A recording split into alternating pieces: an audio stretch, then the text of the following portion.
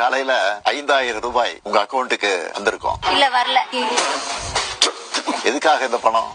அதிகமான ஓட்டு பெண்கள்கிட்ட தான் இருக்கு. அந்த ஒரு சிம்பத்தியை கிரியேட் பண்றதுக்காக 5000 ரூபாய் போடுறாரே தவிர பெண்கள் நலனுக்காக போடுறதே கிடையாது.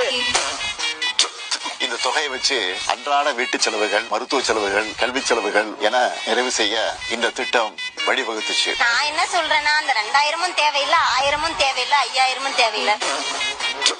கடும் வெயில்ல உங்க மாதாந்திர செலவை எப்படி சமாளிப்பீங்க? விலைவாசிகளை குறைச்சா எல்லா ஜனங்களுக்குமே, ஆம்பளைங்களுக்கு பொம்பளைங்களுக்கு எல்லாமே பயனுள்ளதா இருக்கும்ல.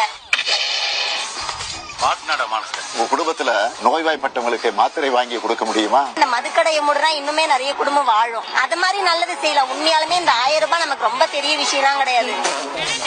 இந்த 5000 ரூபாய கொஞ்சம் கவனமா இந்த லிங்க் அனுப்பி வச்சிட்டீங்கன்னா நாங்களே பாத்துக்கிறோம். இல்ல லிங்க் நீங்க போட மாட்டீங்க. ஏன்னா லிங்க் நீங்க நடுவுலயே போட்டாதான் பிரச்சனை கிடையாது. இப்ப என்ன பிரச்சனைனா 24000 ரூபாய் பிளஸ் இன்னொரு 28,000 ரூபாய் பெண்டிங் இருக்காமே, 2 வருஷமா கொடுக்கவே இல்லையா?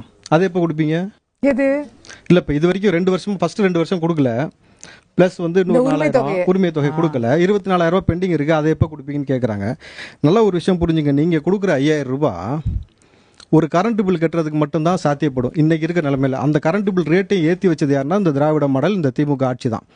ஸோ 5000 ரூபான்றது 1000 ரூபாய் கட்டின கரண்ட் பில்ல 5000 ரூபாய் மாற்றி வச்சது யாருன்னு ஒரு விஷயத்த நீங்கள் நோட் பண்ணணும். முதல்ல சாமானிய வீட்டு பெண்களுக்கு இங்கே ஒரு பாதுகாப்பு இல்லை, குழந்தைகளுக்கு பாதுகாப்பு இல்லை. பள்ளியில் போய் நீங்கள் படிக்கக்கூடிய பெண்களுக்கு பாலியல் அத்துமீறல் தொடர்ச்சியாக நடந்து கொண்டே இருக்கிறது. எந்த அளவுக்கு பாலியல் அத்துமீறல் சீண்டல் நடக்குது உங்களுக்கு தெரியும். பெண்களுக்கான தொழில் வளமோ, பெண்களுக்கான பாதுகாப்போ, பெண்களுக்கான சம உரிமையோ, சம வாய்ப்போ கொடுக்காத நீங்கள் பணத்தை கொடுத்துட்டு அங்கே பெருமை பேசுறதுல என்ன இருக்குது பெருசா?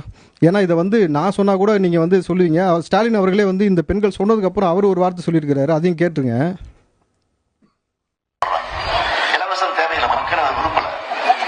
நாட்டினுடைய முன்னேற்றம் தான்.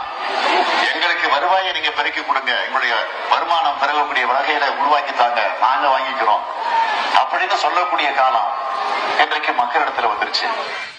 அவரே சொல்லிட்டாரா? அப்ப இந்த 5000 ரூபாய் வச்சு இவங்க மறுபடியும் ஜெயிப்போம் சொன்னதுல 21க்கு முன்னாடி எப்ப சொன்னாலும் அவர் தானே சொன்னாரு. தெரிஞ்சுக்கிறேன், செக் பண்ணிக்கிறேன். ஆமா அவரு எப்ப சொன்னாலும் அவர் தான் சொன்னாரு. ஏன்னா அவங்க மாத்தி மாத்தி தான் பேசுவாங்கன்னு இதுல இருந்து நீங்களும் ஒத்துக்கிறீங்கல்ல. ஒரு வாய் கிடையாது, அது திருவாயும் கிடையாது. அவன் இஷ்டத்துக்கு நாங்க சொல்லுவோம், நாங்களே மாற்றுவோன்றது அவங்களுடைய நிலைப்பாடாக இருக்கணும். பொழுது இந்த 5000 ரூபாய் பெருசா எதையும் மாற்ற போறது கிடையாது. நீங்களே கனவு கண்டே உட்கார வேண்டியதான். சரி.